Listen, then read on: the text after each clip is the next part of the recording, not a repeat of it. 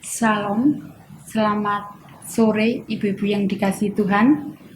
Bersyukur pada Tuhan kalau sore hari ini kita masih diberi kesempatan untuk beribadah meskipun di acara online. Mari kita bangkit berdiri, kita memuji Tuhan. Ini hatiku.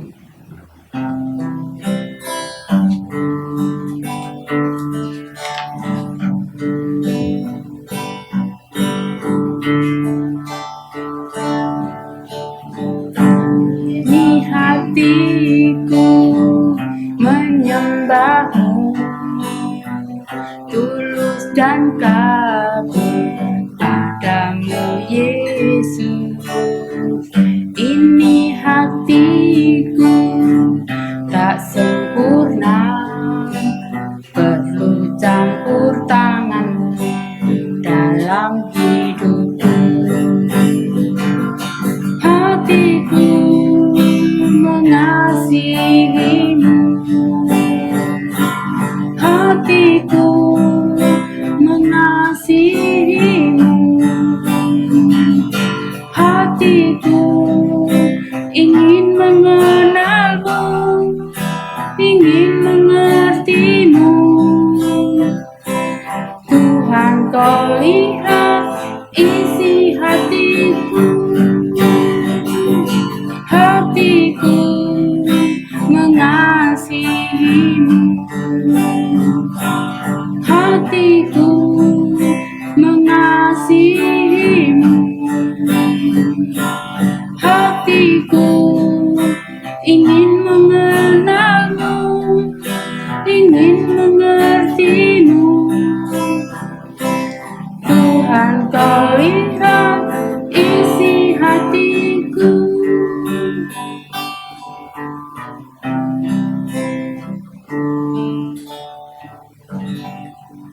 Mari kita berdoa. Bapa kami yang ada dalam kerajaan surga, segala puji dan syukur kenaikan padamu Tuhan. Terima kasih Bapa, kalau sore hari ini Kau beri kami kekuatan, kesehatan, sehingga kami bisa berkumpul bersama-sama di komisi wanita ini. Meskipun dengan acara online, Bapa, kuserahkan ibadah ini dalam tangan-Mu. Kami percaya Tuhan, dimanapun kami berada berkumpul, Engkau ada di tengah-tengah kami. Doa kami yang kurang sempurna Tuhan, semua Kau alaskan dalam nama Tuhan kami Yesus Kristus. Haleluya, amin. Ibu-ibu dipersilakan duduk. Tiba saatnya kita akan mendengarkan firman Tuhan yang akan disampaikan oleh hambanya Ibu Sija. Kami memuji Tuhan sekali lagi, mukjizat itu nyata.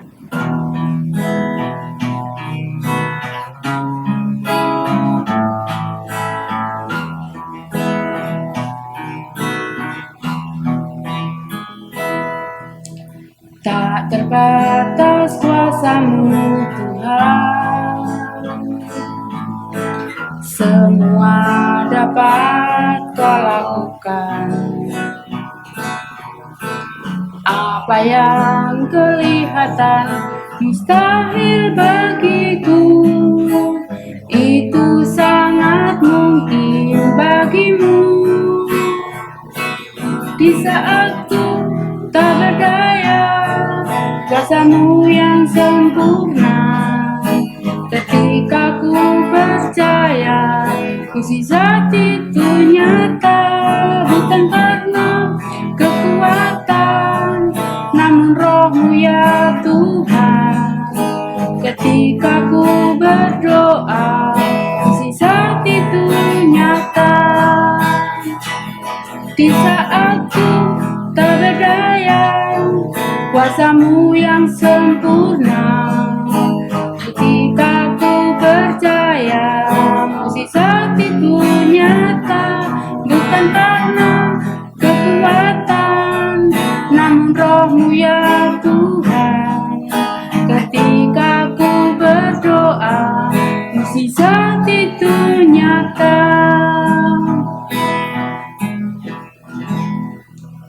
Tempat dan waktu kami persilakan. Jemaat Tuhan, salam dalam kasih Tuhan Yesus Kristus, khususnya untuk ibu-ibu dari Komisi Wanita GKA Immanuel Malang.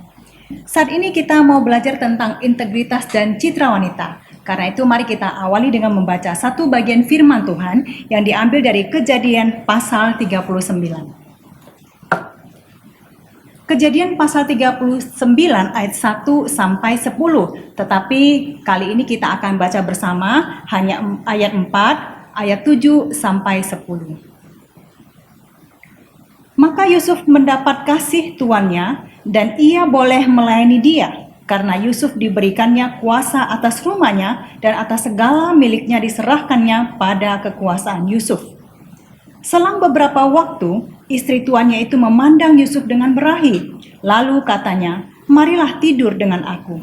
Tetapi Yusuf menolak dan berkata kepada istri tuannya itu, "Dengan bantuanku, tuanku itu tidak lagi mengatur apa yang ada di rumah ini, dan ia telah menyerahkan segala miliknya pada kekuasaanku. Bahkan di rumah ini ia tidak lebih besar kuasanya daripadaku, dan tiada yang tidak diserahkannya kepadaku selain daripada engkau, sebab engkau istrinya. Bagaimanakah mungkin aku melakukan kejahatan yang besar ini dan berbuat dosa terhadap Allah?" Walaupun dari hari ke hari perempuan itu membujuk Yusuf, Yusuf tidak mendengarkan bujukannya itu untuk tidur di sisinya dan bersetubuh dengan dia. Demikian pembacaan firman kali ini. Mari kita berdoa terlebih dahulu untuk meminta pengertian dari Tuhan. Allah yang baik, terima kasih untuk firman-Mu kepada kami. Ajarlah kami supaya kami sungguh mengerti apa maksud Tuhan melalui bagian ini untuk kami hidup di dalamnya. Dalam nama Tuhan Yesus kami berdoa. Amin. Sebuah kamus online mendefinisikan kata integritas dengan patuh pada standar, khususnya yang bernilai moral. Jadi istilah ini menggambarkan seseorang yang tidak kompromi dengan standar yang benar, apa yang benar secara moral, mereka tidak akan melanggarnya. Bahkan di tengah kesulitan apapun juga. Nah, kalau begitu kita dapat mengambil contoh, misalnya kalau seseorang dalam keadaan lapar, dia tidak akan mencuri walaupun itu hanya sesuap nasi dan tidak ada orang yang melihatnya. Kemudian ketika seseorang itu membutuhkan uang, dia tidak akan menerima suap meskipun ada orang yang menyodorkannya dan tidak ada KPK yang akan memeriksanya. Atau ketika seseorang digoda secara seksual, ia tidak segan-segan untuk menolaknya walaupun dia ada di tempat yang sepi dan tidak ada CCTV. Itulah integritas. Seorang yang berintegritas, dia akan patuh pada standar walaupun tidak diawasi. Sebagai orang Kristen, jika kita menjadi orang yang berintegritas, maka kita patuh kepada standar yang tertinggi, firman Tuhan, yaitu Alkitab. Saudara-saudara, apakah kita orang yang berintegritas? Apakah kita patuh kepada standar Tuhan ini tanpa harus diawasi? Kita bersyukur di dalam Alkitab ada satu contoh integritas yang sangat jelas bagi kita. Seperti yang kita baca tadi, Yusuf bekerja pada Potifar dan istri tuannya itu mengajak dia untuk tidur dengannya. Sebenarnya kalau Yusuf menerima ajakan itu, dia bisa mengatur sampai semua itu dapat disembunyikan, ditutupi dengan sangat baik. Bukankah semua kuasa atas rumah itu ada di tangan Yusuf? Selain itu, Yusuf mempunyai banyak alasan mengapa dia menerima ajakan itu. Potifar adalah seorang kaya di masa itu dan diperkirakan dan hampir bisa dipastikan istrinya itu seorang yang sangat cantik. Siapa yang tidak tergoda dengan wanita cantik? Lagi pula istrinya itu yang menggoda Yusuf dan sudah berulang-ulang kali, bukan hanya satu kali saja. Selain itu, Yusuf dapat dikategorikan sebagai seorang pria muda, normal, dan kesepian. Dalam pengertian dia jauh dari rumah, jauh dari keluarga, jauh dari sanak saudara, jauh dari kampung halaman. Yusuf mempunyai sangat banyak alasan kalau dia menerima ajakan istri Potifar itu. Tetapi apa yang dia katakan kepada perempuan itu? Dia berkata, "Bagaimanakah mungkin aku melakukan kejahatan yang besar ini dan berbuat dosa terhadap Allah?" Yusuf tahu standar yang Allah tetapkan bagi seorang pria dan seorang wanita, dan dia memilih untuk taat kepada standar itu. Kenapa? Karena ia seorang yang memiliki integritas. Jika Yusuf lebih patuh kepada nafsunya, maka dia menjadi seorang yang tidak berintegritas. Saudara, bagaimana dengan kita? Apakah kita juga mematuhi standar Tuhan seperti itu? Meskipun banyak alasan bagi kita untuk melanggarnya? Saya pribadi pernah heran ya dari dulu, mengapa Yusuf bisa menjadi seseorang yang berintegritas seperti itu? Kalau kita lihat latar belakang keluarganya, maka kita akan mendapati yang saat ini disebut dengan broken home. Yusuf itu ayahnya beristri 2 bersaudara dan mereka tidak akur satu sama lain. Mereka selalu bersaing. Belum lagi saudara-saudara tirinya bukan hanya membenci dia, tetapi terus berusaha menyingkirkan dia. Mulanya dia mau dibunuh, tetapi kemudian dijual. Jadi pada masa mudanya, pada masa remajanya, Yusuf terpisah dari keluarga, kemudian dijual ke negeri asing, dan kemudian dia menjadi budak. Satu titik kehidupan yang sangat-sangat rendah. Saya heran, mengapa kehidupan yang begitu tragis bisa menghasilkan sebuah pribadi yang begitu manis dan berintegritas sangat tinggi. Rahasia pada diri Yusuf adalah Allah. Yusuf hormat kepada Allah. Karena itu, dia patuh kepada standar Allah. Yusuf berkata, bagaimana mungkin aku berbuat dosa terhadap Allah? Saya pikir kalimat ini adalah kalimat yang perlu kita hafal dan terus-terus kita ulang. Untuk mengingatkan kita berpegang pada standar Allah dan tidak melanggarnya. Yusuf juga tidak memakai latar belakang kehidupan yang kelam itu sebagai alasan untuk melanggar segala standar Allah. Biasanya ketika orang-orang melanggar standar, kemudian mereka harus memberi pertanggungjawaban atau mereka harus menerima konsekuensi, mereka sering berkata, itu karena atau itu gara-gara. Misalnya, gara-gara orang tuaku, gara-gara saudaraku, gara-gara pasangan hidupku, gara-gara anakku, gara-gara tetanggaku, atau mungkin itu karena kondisi hidupku. Itu karena lingkungan kehidupanku yang buruk. Itu karena saya sangat miskin. Dan itu gara-gara itu gara-gara. Beda sekali dengan Yusuf. Yusuf tidak berkata seperti itu. Walaupun Yusuf bisa mengatakan banyak kata-kata seperti itu. Misalnya, itu karena, itu gara-gara ayah saya yang tidak bisa mengatur keluarga dengan baik. Itu gara-gara ibu saya selalu bertengkar dengan madunya. Atau, saya kurang kasih sayang. Gara-gara ibu saya mati muda. Atau itu gara-gara saudara saya yang membenci saya dan lihat saya terpuruk karena mereka. Atau itu gara-gara saya terpisah dari keluarga dan tidak dididik dengan baik pada masa remaja saya. Atau itu gara-gara Potifar sering keluar rumah. Gara-gara istrinya terus menggoda saya. Dan gara-gara yang lain lagi. Tetapi kata-kata seperti itu tidak perlu Yusuf katakan. Mengapa? Karena dia tidak membiarkan dirinya untuk jatuh ke dalam pencobaan dan berbuat salah secara moral. Orang yang bersalah secara moral kemudian harus membela diri secara otomatis. Dan itu membuat mereka menyalahkan orang lain dan terus menyalahkan orang lain. Dan dirinya terus berada di dalam perbuatan salah. Apakah kita juga membiarkan diri melanggar standar Allah, kemudian kita mencari-cari siapa yang bisa kita salahkan? Suatu kali seorang misionaris bernama Hudson Taylor, dia berkhotbah dengan menaruh sebuah gelas berisi air di meja. Ketika dia berkhotbah, dia sengaja memukul-mukulkan tinjunya dengan keras di meja, sehingga air itu terpercik kemana-mana. Lalu ia berkata, ketika Anda menghadapi masalah besar, hanya apa yang ada di dalam diri Anda lah yang akan tercurah keluar. Ini benar.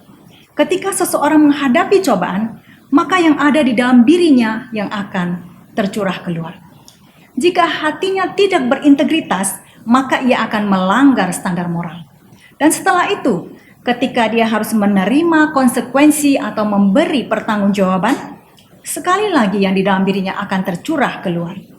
Ia akan menyalahkan orang lain karena pelanggarannya. Itu sebenarnya membongkar integritas seperti apa yang ia miliki. Seseorang pernah berkata, kesulitan atau kemelut hidup tidak membentuk karakter orang, tetapi justru menyingkapkan karakter seseorang. Yang disebut dengan kesulitan itu bisa saja berupa godaan terhadap nafsu, diperlakukan dengan tidak baik, disalah mengerti, dimarahi, atau dipermalukan. Kesulitan bisa juga berupa kekurangan materi, sakit penyakit, atau kelemahan secara fisik maupun intelektual. Jika hal-hal itu menjadi masalah besar bagi kita, bagaimana kita berespon itu menyingkapkan karakter kita. Ingat perkataan Hudson Taylor tadi, ketika Anda menghadapi masalah besar, hanya apa yang ada di dalam diri Anda lah yang akan tercurah keluar. Jika isi di dalamnya adalah air kotor, maka yang tercurah adalah yang kotor. Jika isi di dalamnya adalah air bersih, maka yang akan keluar adalah yang bersih. Untuk menjadi seorang memiliki integritas, harus bersih dari dalamnya, dari hatinya. Tetapi ada masalah. Kita tahu semua manusia sudah tercemar hatinya, tidak bersih lagi. Pada mulanya Allah menciptakan manusia dengan citra diri yang paling baik karena diciptakan serupa dengan gambar Allah. Tetapi manusia memilih untuk memberontak dan tidak taat kepada Allah, sehingga citra Allah itu menjadi rusak. Ketika gambar Allah itu rusak, Allah tidak membuangnya, tetapi Allah merencanakan untuk menciptakan kembali serupa dengan gambar Tuhan Yesus Kristus, anaknya. Dan inilah cara yang Allah pakai. Setiap orang yang sadar bahwa dirinya adalah citra Allah yang telah rusak, lalu mengakui dosa-dosanya terhadap Allah, yaitu pemberontakannya, ketidaktaatannya, lalu menerima Yesus sebagai penebus dosanya, maka ia akan menjadi ciptaan baru. Roh Kudus akan melahirkan dia kembali dan membersihkan hatinya. Yesus berkata, "Siapa percaya kepadaku, dari dalam hatinya akan mengalir aliran-aliran air hidup." Orang yang diciptakan kembali dalam Kristus dibersihkan terus-menerus hatinya, dan ia akan terus mengalami proses menjadi semakin serupa Kristus. Sekarang, bagaimana kita bisa mengukur kalau kita ini benar-benar sudah diciptakan kembali dalam Kristus? Kita bisa mengukurnya dengan cara bertanya kepada diri sendiri. Apakah saya sudah terlihat semakin serupa Kristus? Sebab kita diciptakan untuk serupa dengan Kristus. Roma 8 berkata, "Sebab semua orang yang dipilihnya dari semula, mereka juga ditentukannya dari semula untuk menjadi serupa dengan gambaran anaknya." Ketika keadaan hidup kita aman, lancar, baik, nyaman, sesuai dengan keinginan hati kita, agaknya sulit bagi kita untuk melihat apakah kita sudah semakin serupa dengan Kristus. Tetapi itu akan terlihat lebih nyata ketika kita sedang menghadapi masalah, apalagi masalah besar. Seperti kata Hudson Taylor tadi, sebab saat menghadapi masalah besar, di dalam diri kita ada sesuatu yang mendesak keluar, dan itu adalah diri kita yang sebenarnya. Ketika kita diperhadapkan dengan godaan nafsu, dengan perlakuan tidak baik, kita dimarahi, kita disalah mengerti, kita disalahkan, atau kita dipermalukan, atau mungkin kita menghadapi sesuatu yang namanya kekurangan secara materi, sakit penyakit, ataupun kelemahan secara fisik atau intelektual. Bagaimana kita berespon?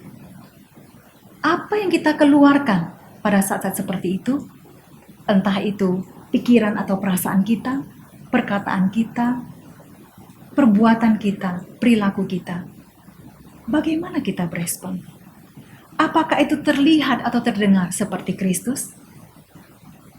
Kadang-kadang kita tidak terlalu jelas menilai atau melihat diri sendiri. Itu persis seperti kata Yesus, "Selumbar di mata orang lebih jelas terlihat daripada balok di mata kita." Karena itu kita perlu meminta kepada Tuhan untuk mengirim orang-orang memberikan konfirmasi kepada kita, memberi masukan kepada kita, memberitahu kepada kita bagaimana mereka melihat kita berespon terhadap masalah-masalah besar. Orang-orang itu mungkin saja orang-orang yang ada di rumah kita, orang tua kita, pasangan kita, anak kita, saudara kita. Mungkin juga itu rekan-rekan sekerja kita, rekan bisnis, rekan kerja di kantor, ataupun rekan sepelayanan di gereja. Mungkin juga itu orang-orang yang kita bawahi, Misalnya staf, karyawan, supir, pembantu rumah tangga. Bisa juga itu teman atau sahabat kita, pembimbing rohani kita, atau pendeta kita. Yaitu orang-orang yang sering melihat kita berespon ketika menghadapi masalah besar atau kecil. Tuhan bisa memakai mereka untuk mengoreksi kita. Karena itu, pekalah dan rendah hatilah. Dan apakah orang-orang itu melihat kita adalah sebagai orang yang berintegritas, yang memegang, yang patuh kepada standar Allah? Saya tertarik dengan kisah berikut ini. Suatu kali ada 4 orang pendeta yang berkumpul dan berbincang-bincang tentang terjemahan Alkitab.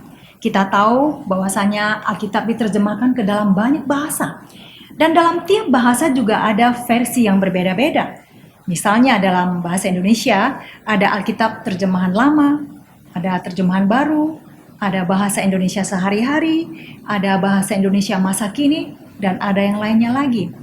Nah, ketika 4 orang pendeta tadi berbincang sampai kepada terjemahan yang paling mereka sukai, maka pendeta pertama dia berkata, "Saya paling suka terjemahan A karena bahasa Inggrisnya indah sekali." Kemudian pendeta yang kedua berkata, "Saya suka kepada terjemahan B karena itu sangat mendekati bahasa aslinya, Ibrani dan Yunani." Kemudian pendeta yang ketiga berkata, "Saya paling suka terjemahan bahasa sekarang karena itu membuat saya bisa mengerti lebih baik." Pendeta keempat diam saja. Setelah mereka menunggu, maka pendeta keempat ini berkata, saya harus mengakui bahwa terjemahan Alkitab yang paling saya suka adalah terjemahan ibu saya." Seketika itu juga ketiga pendeta lain itu terkejut dan mereka berkata, "Apa? Ibumu menerjemahkan Alkitab?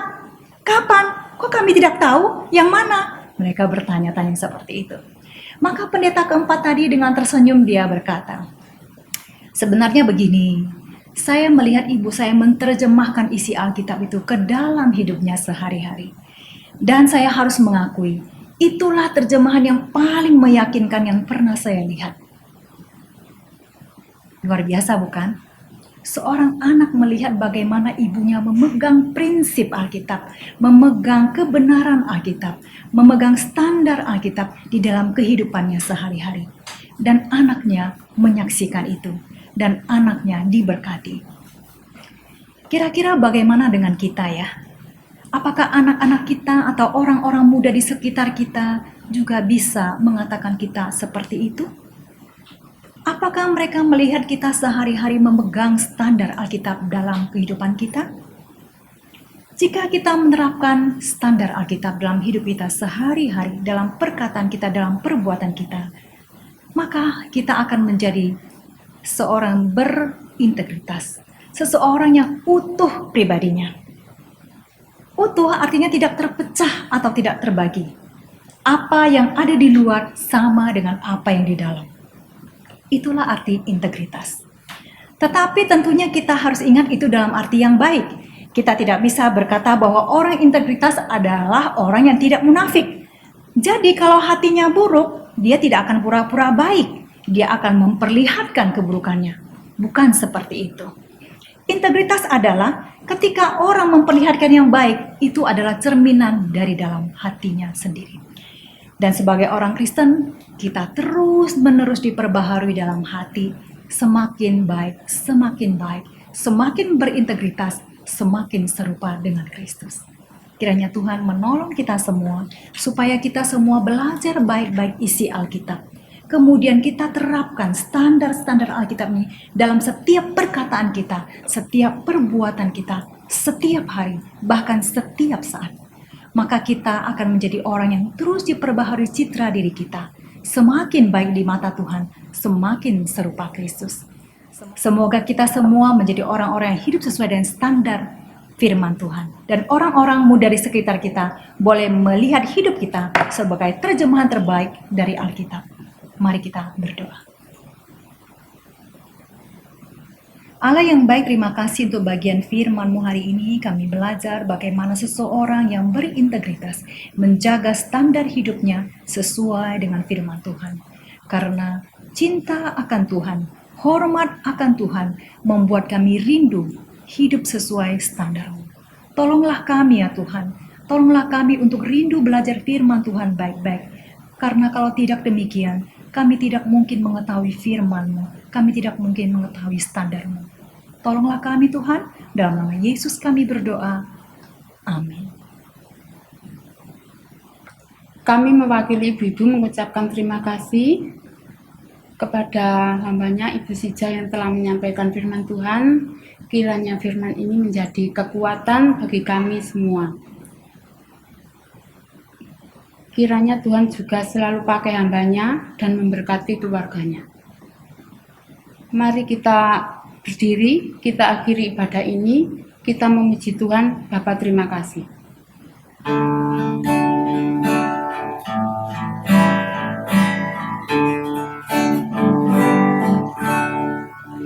Bapa, terima kasih. Bapa, terima kasih. Bapa di dalam surga, puji terima kasih.